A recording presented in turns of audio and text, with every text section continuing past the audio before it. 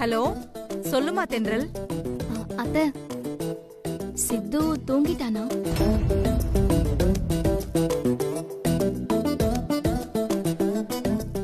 இல்லம்மா, சித்து முழிச்சிட்டு தான் இருக்கான். என்ன விஷயமா? என்னமோ தெரியல அத்தை, எனக்கு சித்து நினைப்பாவே இருக்கு.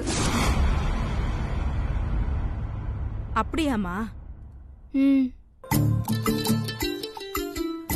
அப்ப நீதான் இப்ப சித்துவ நினைச்சிட்டு இருந்தியோ? அதான் என் பையனுக்கு இங்க பயங்கரமா குறையிருச்சோ?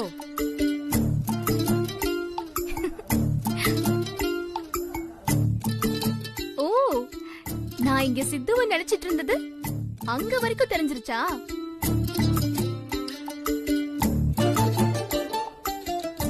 பாத்துக்கோங்க அத்தை, அவனுக்கு ஆபரேஷன் பண்ண உடம்பு. அதிகமா அவனை தும்மவோ இருமவோ விட்டுறாதீங்க. அதெல்லாம் உன் கையில தாமா இருக்கு. என்னத்த சொல்றீங்க? இல்ல, நீ இப்ப அவனை நினைச்சிட்டு இருந்ததுனாலதான் அவனுக்கு பொறையரிச்சு போல இருக்கு. அத சொன்னேன்.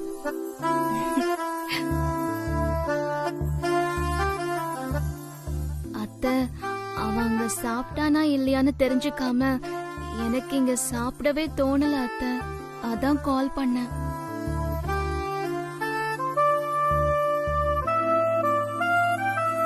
அத்தை, சித்து சாப்பிட்டானா? சாப்பிட்டாமா, இப்பதான் சாப்பிட வச்சேன். இனிமே மாத்திரை தான் கொடுக்கணும். நீ அவனை நினைச்சு கவலைப்படாத, நான் அவனை பாத்துக்கிறேன். நீ நிம்மதியா சாப்பிடு. சரிங்க அத்தை, நீங்களும் கரெக்டா சாப்பிடுங்க. நான் காலையில வந்து சித்துவ பாக்குறேன். சரிம்மா. சித்து கிட்ட பேசுறியா? அத்தை கொடுங்க.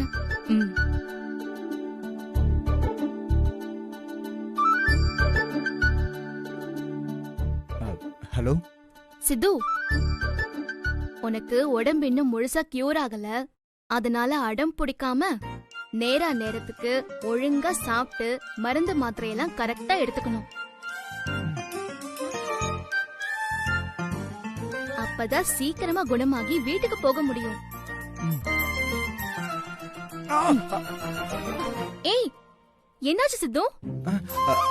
அது ஒண்ணு இல்ல, இங்க ஒரு கொசு தொல்லை தாங்க முடியல. கொசுவா? இல்ல, இது சாதாரண கொசுதான். இத நான் சமாளிச்சுக்கிறேன். நீங்க நிம்மதியா சாப்பிட்டு தூங்குங்க. எனக்கும் லைட்டா தூக்கம் வருது. சரி சித்து, குட் நைட். தென்றல மாதிரி வயசு பொண்ணுங்களோட மனசெல்லாம் உன்ன மாதிரி அம்மாவுக்கு சுத்தமா புரியாது. பேசாம தூங்கு, எனக்கு தூக்கம் வருது. ஓ, தூக்கம் வருதா? தூங்கு தூங்கு. உன் கனவுல கூட என் மருமக தென்றல் தான் வருவா.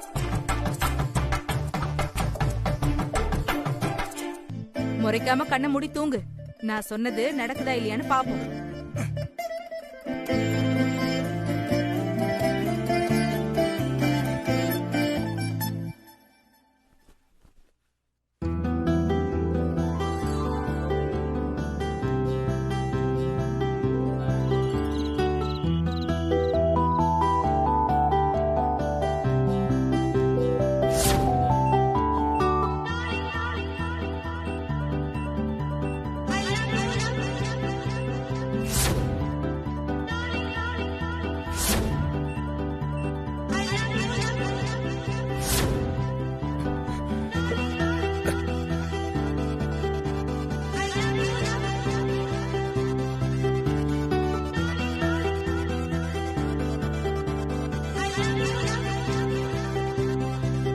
சொன்ன மாதிரி கனவு முழுக்க தென்றல் தான் வர்றாங்க.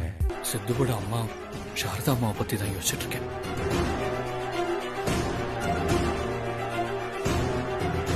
ஏன்னா தென்றல் எனக்கு கிடைக்காம போறதுக்கு பாட்டியை விட சாரதா அம்மா தான் பெரிய தடையா இருப்பாங்க போல இருக்கு.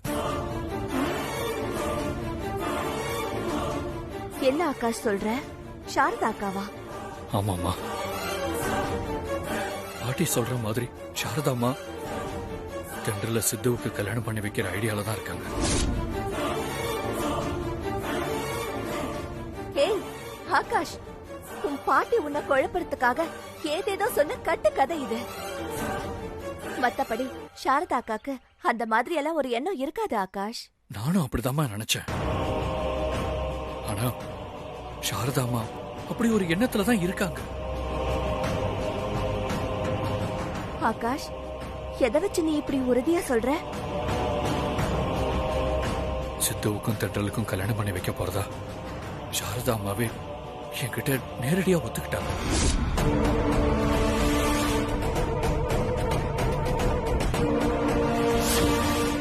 பாட்டி சொல்ற மாதிரி நீங்க தென்றல சித்துவுக்கு கல்யாணம் பண்ணி வைக்கணும்னு நினைக்கிறது உண்மையா இல்லையா? ஏமா அமைதியா இருக்கீங்க? சொல்லுங்க, பாட்டி சொன்னது உண்மையா இல்லையா?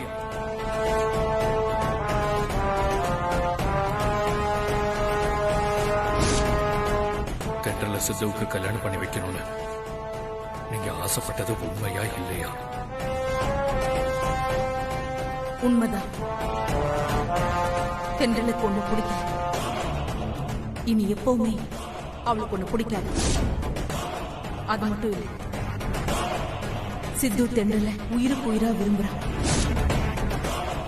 ஆனா அது வெளியில சொல்ல முடியாம தவிக்கிறான்.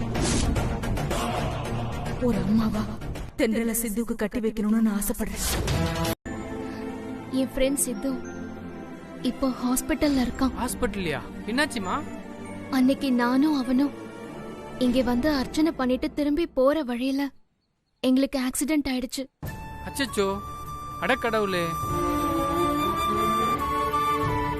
அந்த ஆக்சிடென்ட்ல இருந்து நான் சீக்கிரமே ரெக்கவர் ஆயிட்டேன். ஆனா என் ஃப்ரெண்ட் சித்து நாளுக்கு நாள் ஐசியூல மூச்சு பேச்சு இல்லாம இருந்தான். அதுக்கப்புறம் கடவுள் புண்ணியத்துல நேத்துதான் ஓரளவுக்கு கான்சியஸ் வந்து கண் முழிச்சான்.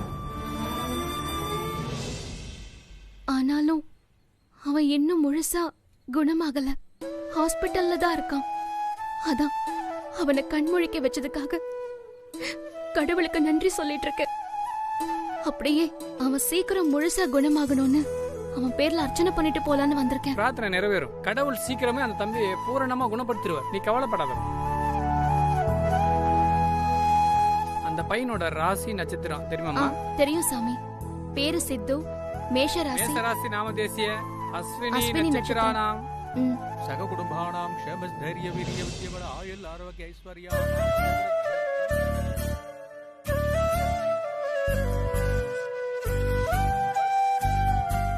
கடவுளே, முதல்ல சித்துவ கண்முழிக்க வச்சதுக்காக ரொம்ப நன்றி. ஆனா சித்து என்ன பாவம் பண்ணா? அவனுக்கு ஏன் இவ்ளோ பெரிய தண்டனை கொடுத்த? அன்னைக்கு என் பிறந்த நாளைக்கு அர்ச்சனை பண்றதுக்காக தானே சித்து என்ன இடத்துக்கு கூட்டிட்டு வந்தான். அது அவ்வளவு பெரிய குத்தமா? அதுக்காகவா நீ அவனுக்கு இவ்ளோ பெரிய தண்டனை கொடுத்த? அதுக்கு நீ பேசாம அந்த ஆக்சிடென்ட்ல என்ன சாவடிச்சிருக்கலாம். அதை விட்டுட்டு நீ எதுக்கு சித்துவ தண்டிச்ச? சித்து ஹாஸ்பிட்டல்ல மூச்சு பேச்சு இல்லாம இருந்த ஒவ்வொரு நிமிஷமும் நான் செத்து செத்து பொழைச்ச. ஒருவேளை கடைசி வரைக்கும் அவனுக்கு கான்சியஸ் வராம உயிருக்கு மட்டும் ஏதாவது ஆயிருந்துச்சு, அந்த நிமிஷமே நானும் செத்துருப்பேன். ஏன்னா சித்து எனக்கு அவ்வளவு முக்கியம். என்ன பெத்தது என் அப்பா அம்மாவா இருந்தாலும் எனக்கு இப்ப உயிர் கொடுத்தது சித்து தான். அதான் நான் சொன்னேன், அவன் உயிருக்கு ஏதாவது ஆயிருந்துச்சுன்னா நான் சத்தியமா ஏன் உயிரை விட்டுருப்பேன். சித்து எனக்கு ஃப்ரெண்ட் மட்டும் இல்ல, அதுக்கும் மேல அவனை சீக்கிரமா குணமாக்கிடு. என் அம்மா அப்பாவை விட, ஏன் உன்னை விட சித்து எனக்கு ஒரு படி மேலதான். தயவு செஞ்சு சித்துவுக்கு இனிமே ஒரு சின்ன ஆபத்தை கூட கொடுத்துறாத. என்னால அதை தாங்கிக்கவே முடியாது. எவ்வளவு சீக்கிரம் முடியுமோ அவ்ளோ சீக்கிரமா சித்துவ பூரணமா குணமாக்கி அவனை அவன் வீட்டுக்கு அனுப்பிவே. திரும்பவும் பழைய மாதிரி கலகலப்பா சிரிச்சு பேசி சந்தோஷமா நடமாடுற சித்துவ நான் சீக்கிரமா பார்க்கணும். ப்ளீஸ் என் வேண்டுதலை நிறைவேத்து. என் பழைய சித்துவ என்கிட்ட சீக்கிரமா திருப்பி கொடு ப்ளீஸ். என்ன சித்துவுக்காக தென்றல் எவ்வளவு உருக்கமா வேண்டிக்கிறா? அவளை பொறுத்த வரைக்கும் பெத்த அம்மாவை விட அப்பாவை விட சாமியை விட தனக்கு சித்து தான் பெருசுங்கிறா. இதை எந்த அர்த்தத்துல சொல்றா? ஒருவேளை சிம்பத்தில தன்னை மாரி தென்றல் சித்துவை லவ் பண்ண ஆரம்பிச்சிட்டாரா? சித்து ஒரு வகையில உங்களுக்கு பிரதர், அதனால நீங்க அவனுக்கு செலவு பண்றதுக்கு உங்களுக்கு எல்லா உரிமையும் இருக்கு. பட் நான் உங்களுக்கு அப்படி இல்லல்ல. நானும் நீங்களும் யாரோ தானே. ஏதோ அன்னைக்கு ஹாஸ்பிட்டலுக்கு வந்து எனக்காக நீங்க பில் கட்டி உதவி பண்ணிருக்கீங்க. அத நான் திருப்பி கொடுத்துதானே ஆகணும்.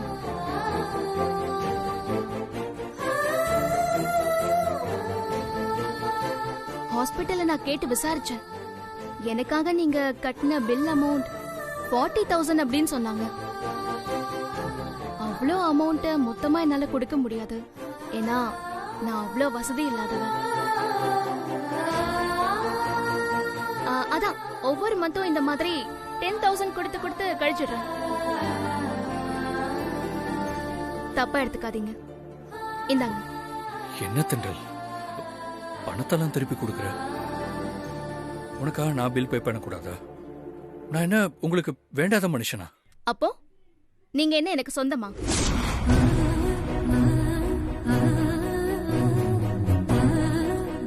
நீங்க எனக்கு எப்போ வேண்டாதவரா ஆயிட்டீங்க ஆகாஷ். இத நான் உங்களுக்கு அடிக்கடி ஞாபகப்படுத்த வேண்டியதா இருக்கு. இனிமே இதை நீங்க மறக்காதீங்க.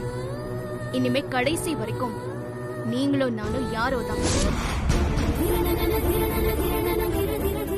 இனிமே உங்களுக்கும் எனக்கும் எந்த உறவும் கிடையாது. என்ன மாதவி திடீர்னு வந்திருக்கு? ஏதாவது முக்கியமான விஷயமா? ஆமாக்கா, உங்ககிட்ட ஒரு முக்கியமான விஷயம் கேட்டுட்டு போலான்னு தான் வந்திருக்கேன்.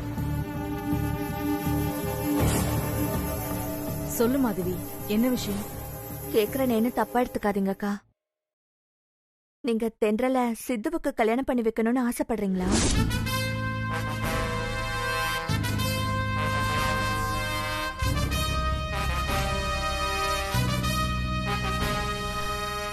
நீங்க அந்த மாதிரி ஒரு எண்ணத்துல இருக்கீங்கன்னு நம்ம மாமியார் அடிக்கடி சொல்லுவாங்க. ஆனா அவங்க சொன்னதெல்லாம் நான் நம்பல. இப்போ ஆகாஷே சொன்னா தென்றல சித்துவுக்கு கல்யாணம் பண்ணி வைக்க போறீங்கன்னு. நீங்க ஆகாஷ் கிட்ட நேராவே சொன்னீங்களாமே, அது உண்மையாக்கா?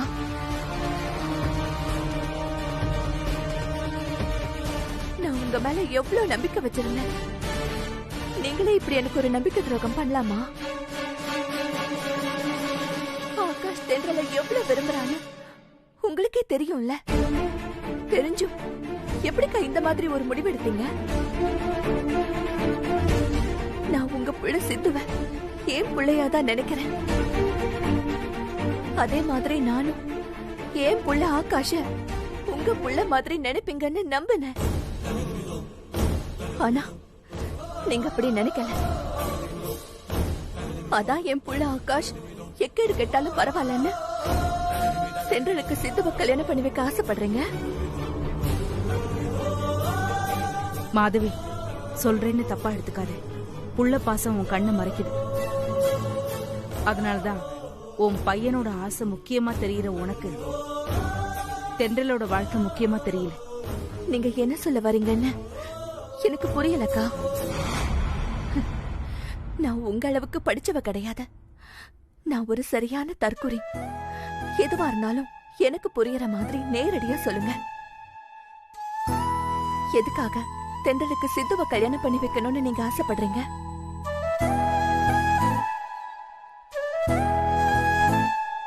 தென்றல் வாழ்க்கையை காப்பாத்துறதுக்காக மாதவி. அன்னைக்கு கல்யாண மண்டபத்துல ஆண்டாள் அம்மாவை பத்தின எல்லா உண்மையும் தெரிஞ்சதுக்கு அப்புறமும் ஆகாஷ் அவங்க பாட்டி பக்கம் தானே நின்னா, தென்றல் பக்கம் நிக்கலல்ல. அன்னைக்கு மட்டும் ஆகாஷ் சுயமா முடிவெடுத்து அவங்க பாட்டியை மொத்தமா ஒதுக்கி வச்சுட்டு தென்றல் பக்கம் போயிருந்தான்னா தென்றலுக்கும் அவனுக்கும் எப்பவோ கல்யாணம் ஆயிருக்கும்.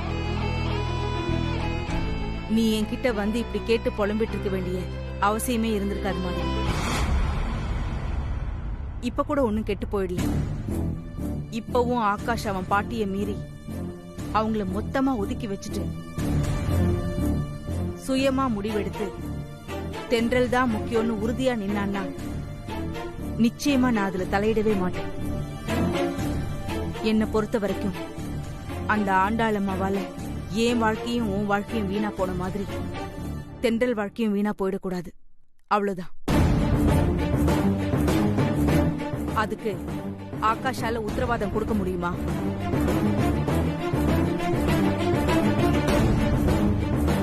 முடியாதுல்ல. ஆனா என் பையன் சித்து அப்படி இல்ல. தென்றலுக்கு ஒண்ணுனா என் பையன் என்னையே எதிர்த்து பேச ஆரம்பிச்சிருவான். அந்த மாதிரி ஆகாஷ் தென்றலுக்கு சப்போர்ட் பண்ணி அவன் பாட்டியை எதிர்த்து பேசுவானா? அப்படி ஒரு அதிசயம் என்னைக்காவது வாழ்க்கையில நடந்துருமா?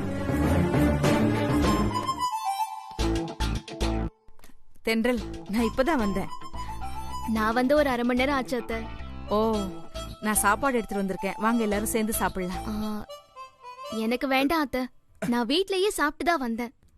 சித்துவுக்கு வேணா கொடுங்க. ஏங்க என்ன விளையாடுறீங்களா? இப்பதானே அவ்வளவு பால் சாதம் கொடுத்தீங்க. அத சாப்பிட்டதே வயிறு ஃபுல்லா இருக்குங்க. என்ன தென்றல், நீ சித்துக்காக பால் சாதம்லாம் செஞ்சு எடுத்துட்டு வந்தியா? ஆமா அத்தை. பரவாயில்லம்மா, சித்து மேல உனக்கு அவ்வளவு அக்கறையா?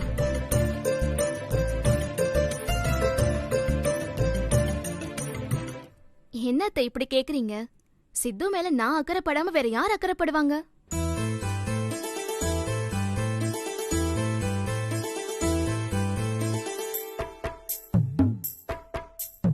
அத்தை, இனிமே நீங்க சித்துவ தனியா விட்டுட்டு எங்கேயுமே போகாதீங்க. அப்படி போறதா இருந்தா எனக்கு ஒரு ஃபோன் பண்ணி சொல்லிட்டு போங்க. நீங்க போயிட்டு வர வரைக்கும் நான் அவனை பாத்துக்கிறேன். பாவம் அத்தை, அவன் தனியா பாத்ரூம் கூட போக முடியாம ரொம்ப கஷ்டப்படுறான். நீங்க உங்களுக்கும் சித்துவுக்கும் சாப்பாடு செய்யறதுக்காக வீட்டுக்கு போறதா இருந்தா உடனே எனக்கு ஃபோன் பண்ணி சொல்லுங்க. நான் வேணா இங்க வந்து சித்துவை பத்திரமா பாத்துக்கிறேன். சரியா அத்தை? சரிம்மா, நீ சொல்லிட்டல்ல, இனிமே பாரு நான் உனக்கு எத்தனை டைம் போன் பண்றேன்னு மட்டும். அம்மா,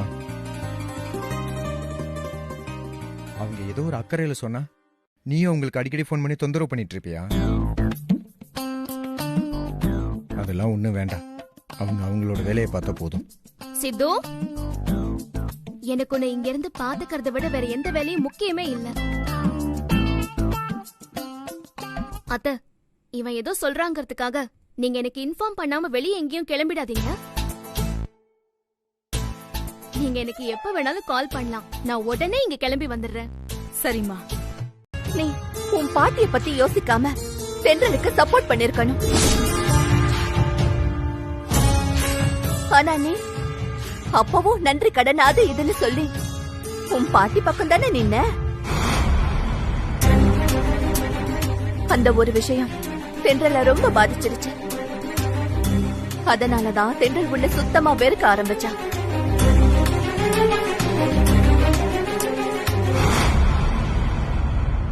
ஆகாஷ், தென்றல் மனசுல நீ திரும்பவும் இடம் பிடிக்கணும்னா ஒரே ஒரு வழிதான் இருக்கு. என்ன வழிமா? சித்து மேல தென்றலுக்கு நல்ல அபிப்பிராயம் இருக்கு. ஆனா அந்த அபிப்பிராயம் என்னைக்குமே காதலா மாறாது. சித்துவை எப்பவுமே தென்றல் தன்னோட பெஸ்ட் ஃப்ரெண்டா தான் பாப்பான். அப்படி இருக்கும்போது தன்னோட ஃப்ரெண்டுக்கு யாராவது உதவி பண்ணா அவங்களையும் தென்றலுக்கு பிடிக்கதானே செய்யும்.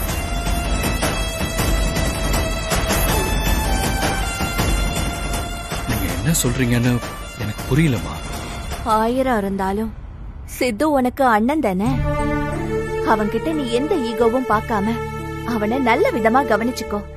அவனுக்கு என்ன தேவை இருந்தாலும் நீ தேடி தேடி போய் அவனுக்கு உதவி செய். அப்படியெல்லாம் நீ செஞ்சேன்னு வச்சுக்கோங்க, தென்றலுக்கு உன் மேல திரும்பவும் ஒரு நல்ல அபிப்பிராயம் உருவாகிறதுக்கு வாய்ப்பு இருக்கு ஆகாஷ்.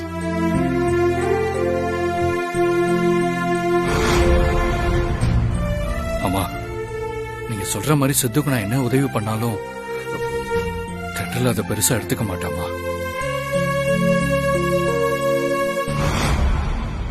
ஆகாஷ், எதை வச்சு நீ அப்படி சொல்ற?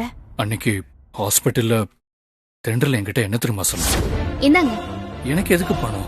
எனக்கும் சேர்த்து ஹாஸ்பிட்டலுக்கு பில் கட்டிருக்கீங்க. உனக்கான இதை கூட பண்ணக்கூடாதா? நான் என்ன உங்களுக்கு வேற்று மனுஷனா? அப்போ நீங்க என்ன எனக்கு சொந்தமா? நீங்க எனக்கு எப்போ வேண்டாதவரா ஆயிட்டீங்க ஆகாஷ். இத நான் உங்களுக்கு அடிக்கடி ஞாபகப்படுத்த வேண்டியதா இருக்கு. இனிமே இதை நீங்க மறக்காதீங்க. இனிமே கடைசி வரைக்கும் நீங்களும் நானும் யாரோ தான்.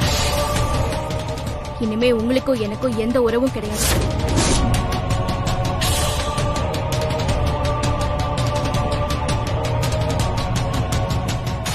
இதுக்கு மேல நான் என்ன பண்ணாலும் தென்றலுக்கு என் மேல எந்த அபிப்பிராயமும் வராதுமா. அப்படி சொல்லாத ஆகாஷ். தென்றல் மேல உனக்கு இருக்கிற காதல் உண்மையா இருந்தா அந்த காதலை தென்றலவும் கூட திரும்பவும் சேர்த்து வைக்கும். அம்மா, தென்றல் மேல எனக்கு இருக்கிறது உண்மையான காதல் தானம்மா. ஆகாஷ், அத நீ தென்றலுக்கு புரிய வைக்கணும் ஆகாஷ். அதான் எப்படிமா?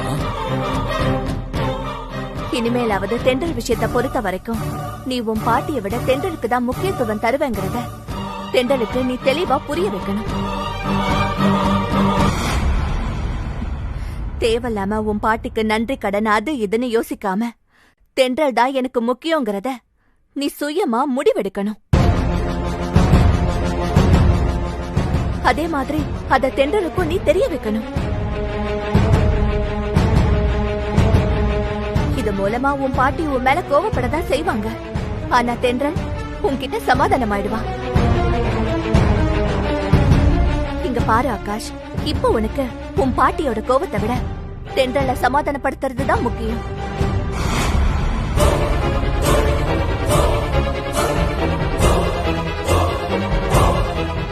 ஆகாஷ், அம்மா சொல்றத கேளுப்பா. இனிமே தென்றல் விஷயத்துல நீ உன் பாட்டிய சுத்தமா கண்டுக்காத. அப்பதான் தென்றல் உனக்கு திரும்பவும் கிடைப்பா. உன் பாட்டிக்கு உன்னோட காதலை விட உன்னோட வாழ்க்கையை விட அவங்களோட வீம்புதான் முக்கியம். அதனால தயவு செஞ்சு இனிமே தென்றல் விஷயத்துல உன் பாட்டிய பத்தி யோசிக்கவே யோசிக்காத. அப்பதான் கொஞ்சம் கொஞ்சமா தென்றல் உன்கிட்ட சமாதானமாவா. சாரதாக்காவும் தென்றல சித்துவுக்கு கல்யாணம் பண்ணி வைக்கணும்ன்ற எண்ணத்தை கைவிட்டுருவாங்க.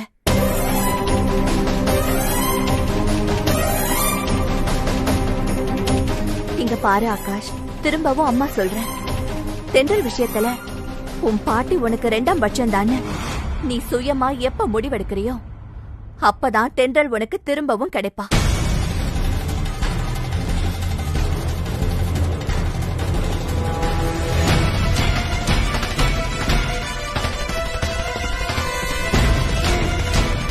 நான் சொன்னத நைட்டு முழுக்க நல்லா யோசிச்சு பாரு ஆகாஷ்.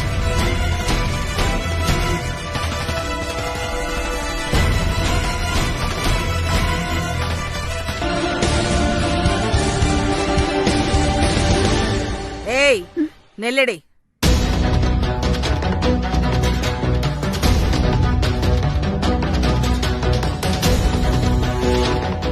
உனக்கு இனிமே இந்த வீட்ல இடம் இல்ல. மரியாதையா உன் துணிமணி எல்லாம் எடுத்துக்கிட்டு இப்பவே இந்த வீட்டை விட்டு வெளியில போ.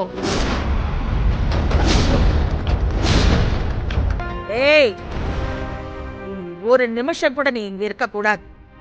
மரியாதையா போடி இங்க இருந்து.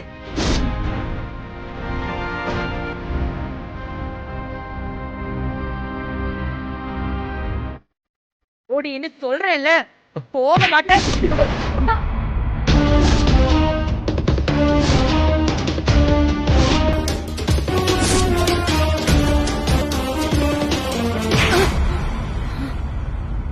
நான் என்ன தப்பு பண்ண?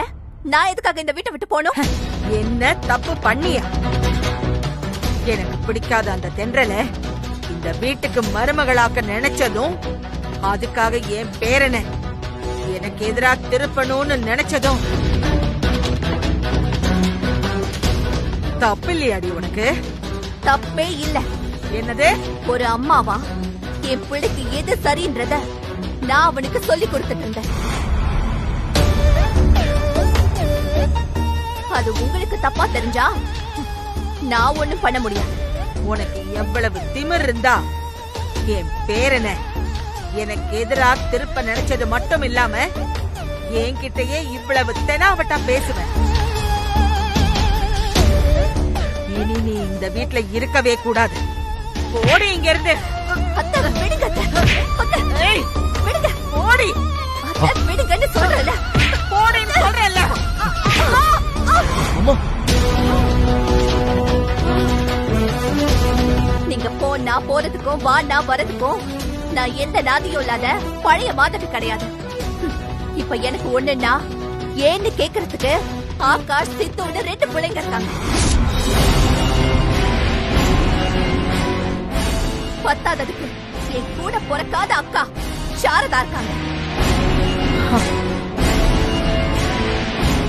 ஏற்கனவே நீங்க என்ன வீட்டை விட்டு அனுப்பினப்போ சாரதாக்காவும் சித்துவும் வீட்டுக்கு வந்து உங்களை ஒரு வழி பண்ணினது உங்களுக்கு ஞாபகம் இல்லையா? மறந்துட்டீங்கன்னு நினைக்கிறேன். இங்க பாருங்க, என் புள்ள ஆகாஷுக்கு தென்றல் தான் பொருத்தமான பொண்டாட்டி. நீங்க என்ன பண்ணாலும் சரி, எப்படி மிரட்டினாலும் சரி, இனிமே இந்த மாதவி பயப்பட மாட்டான். ஏன் உயிரை கொடுத்தாவது ஆகாஷையும் தென்றலையும் ஒண்ணு சேர்த்து வச்சே தீருவேன். இது சத்தியம்.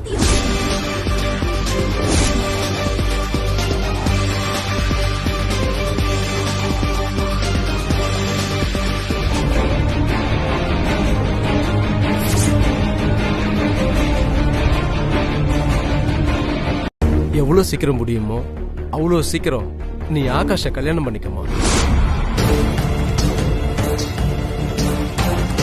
அப்பதான் என் பொண்ணுக்கு நிம்மதி.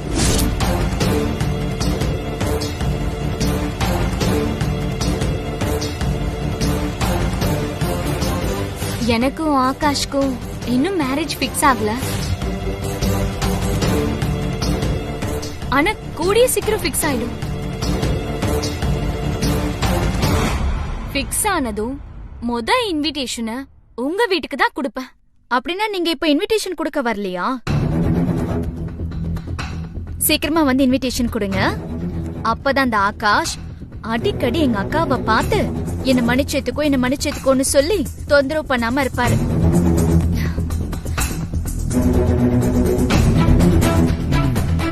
இப்ப நீங்க இன்விடேஷன் கொடுக்க வரலனா வேற என்ன விஷயமா வந்திருக்கீங்க? சொல்றேம்மா. அன்பார்ச்சுனேட்லி உங்களுக்கும் ஆகாஷ்க்கும் நடக்க வேண்டிய மேரேஜ் ஸ்டாப் ஆயிடுச்சு.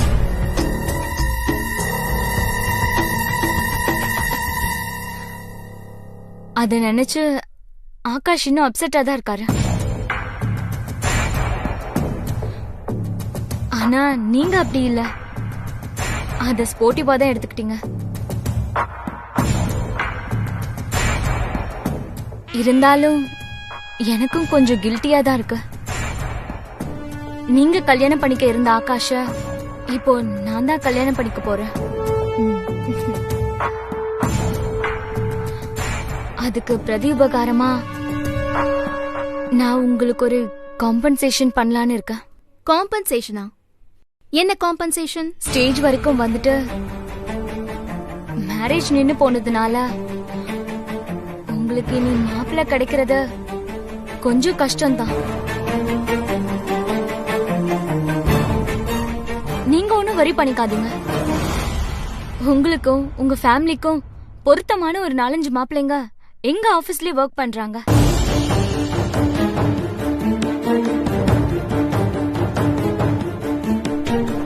நான் ஆல்ரெடி அந்த மாப்பிள்ளையோட போட்டோஸ் எல்லாம் உங்க நம்பருக்கு சென்ட் பண்ணிட்டேன். நீங்க பார்க்கலன்னு நினைக்கிறேன்.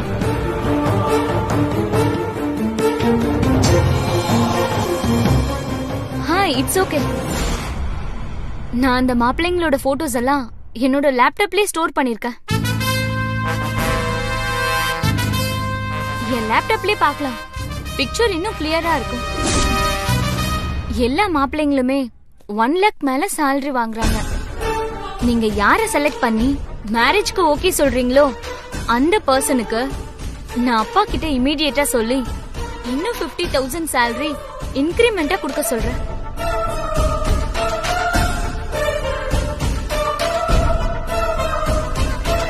அது மட்டும் இல்ல, உங்க மேரேஜ்க்கான செலவையும் நாங்களே பாத்துக்கிறோம்.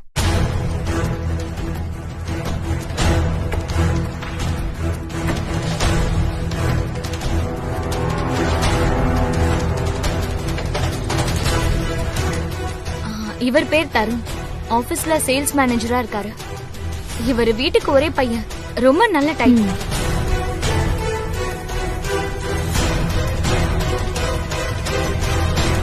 அண்ட் இவர் பேரு ராகேஷ்.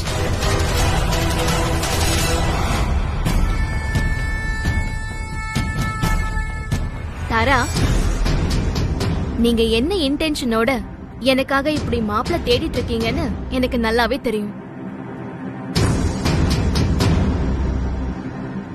நீங்க ஆகாஷ கல்யாணம் பண்ணிக்கிறதுக்கு நான் எந்த வகையிலயும் தடையா இருக்க மாட்டேன்னு ஏற்கனவே நான் உங்ககிட்ட சொல்லிருக்கேன்ல.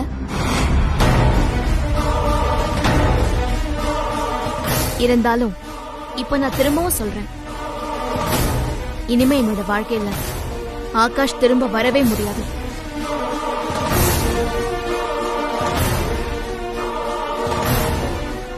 அவரை தலைகீழ நின்னாலும் நான் அவரை மன்னிக்கவும் மாட்டேன், திரும்ப ஏத்துக்கவும் மாட்டேன். போதுமா?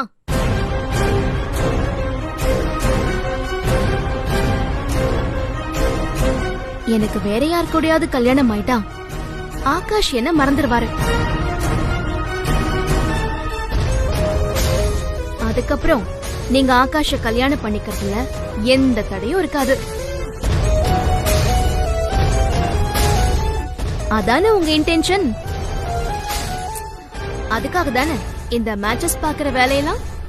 அது ஆகாஷ் இன்னும் பிடிவாதமா உங்களையும் நினைச்சுக்கிட்டு இருக்காரு. அதுக்கு நீங்க அவரை தானே காம்ப்ரமைஸ் பண்ணணும். அத விட்டுட்டு எதுக்கு எனக்கு மாப்பிள்ள தேடிட்டு இருக்கீங்க? எனக்கு மாப்பிள்ள பார்த்து கல்யாணம் பண்ணி வைக்க என் அப்பா அம்மா இருக்காங்க தாரா.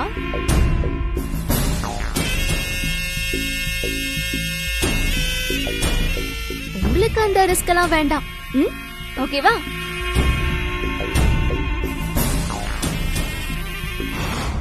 நீங்க கிளம்பலாம்.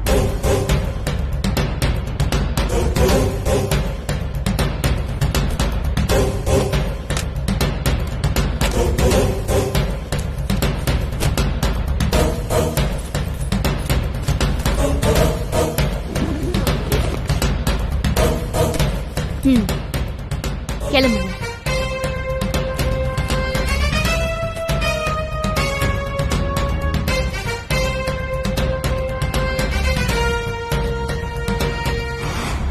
என்ன தாரா, இன்னும் உங்களுக்கு என் மேல நம்பிக்கை வரலையா? வேணும்னா நீங்க ஆகாஷ மேரேஜ் பண்ணிக்கிறதுக்கு நான் எந்த வகையிலயும் தடையா இருக்க மாட்டேன்னு கற்பூரத்துல அணைச்சு சத்தியம் பண்ணட்டுமா?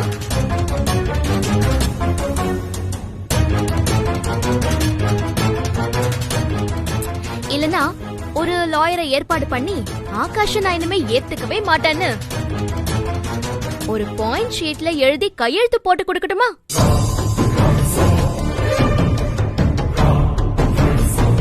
சொல்லுங்க, என்ன பண்ணணும் தாரா? இல்ல, இட்ஸ் ஓகே. நீங்க இப்படி கிளியரா சொன்னதே போதும். தேங்க்யூ. No mention. சீக்கிரமே உங்களுக்கும் ஆகாஷ்க்கும் நடக்க போற மேரேஜ் இன்விடேஷனை ரெடி பண்ணுங்க. அதை என் கண்ணால பாக்கணும்னு ரொம்ப ஈகரா இருக்கேன். ஷியர். ரொம்ப சீக்கிரமே எங்க மேரேஜ் இன்விடேஷனை நீங்க பாப்பீங்க. தேங்க்யூ. தேங்க்யூ. பாய். பாய்மா. பாய்ப்பா. பாய்.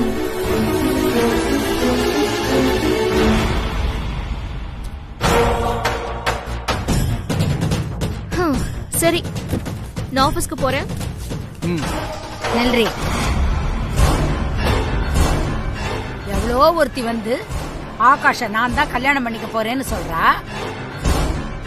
நீயும் அதுக்கு சரின்னு பல்ல கட்டிக்கிட்டு சீக்கிரமா பத்திரிக்கையை கொண்டு வந்து கொடுங்கன்னு சொல்லிக்கிட்டு இருக்க. ஐயோ அம்மா, வேற என்ன சொல்லணும்? இத பாரு, என்னைக்கு இருந்தாலும் ஆகாஷ் தம்பிக்கு நீ தான் பொண்டாட்டி, நீ மட்டும் தான் பொண்டாட்டி.